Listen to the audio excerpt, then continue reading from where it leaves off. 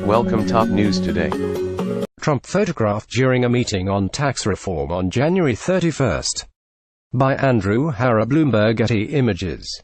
Before Donald Trump had even seen the infamous memo compiled by staffers to Devin Nunes, he was advocating for its release. There was never any hesitation, a presidential advisor told The Washington Post.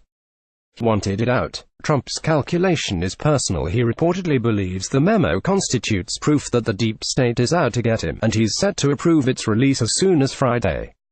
Yet in doing so, the president is taking an enormous risk should the memo prove to be anything less than the smoking gun the GOP has claimed. He will have done irreparable damage to his relationship with law enforcement agencies, and potentially to his own presidency.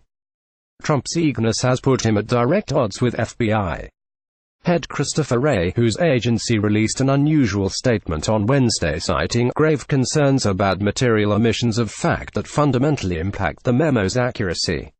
Wray has also reportedly expressed his concerns to the president directly. According to CNN, the FBI director is raising hell over the document, prompting concerns among top White House aides that he might resign if those concerns go ignored.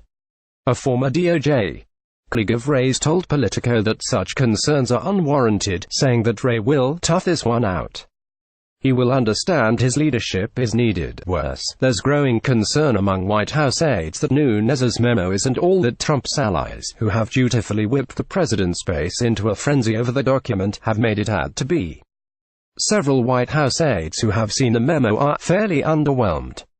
Axios reported on Thursday, and are worried that the analysis of Democratic Rep.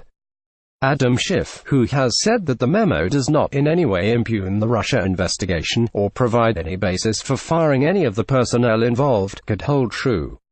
Experts, too, are skeptical of the memo's central claim that top FBI and DOJ officials were overly reliant on the controversial dossier compiled by Christopher Steele to approve an order to surveil former Trump advisor Carter Page. Page, after all, has reportedly been on the FBI's radar for years, after he was initially investigated for his Russian ties in 2013. I just can't imagine they would have relied only on the dossier. Asha Rangappa, a former FBI counterintelligence agent who has applied for surveillance warrants, told BuzzFeed News. There would have been a massive case file that could have been open for months or years with surveillance logs and interviews with sources. Inside the White House, aides are torn. There's some back and forth on whether to actually do it, an administration source told Axios on Thursday night. If it really is a dud and the memo really doesn't say a hell of a lot, why would you risk pissing off Wray? If Wray does step down, he'll become another victim of Trump's long, drawn-out version of a Saturday Night Massacre, a slow chipping away at the DOJ. That has claimed James Comey prompted Deputy FBI Director Andrew McCabe to resign, and targeted Attorney General Jeff Sessions and Deputy Attorney General Rod Rosenstein. This is clearly the most aggressive thing that Trump has done, public relations-wise, to try and brush back the Justice Department. Michael Schmidt of the New York Times told MSNBC, adding that Special Counsel Robert Mueller has been spending a lot of time looking at his conduct in office. It's become increasingly clear that there is an obstruction of justice decision that Mueller is going to have to make. If the Nunes memo is released at Trump's urging, and if it falls flat as feared, Trump may achieve nothing but the hastening of his own ouster.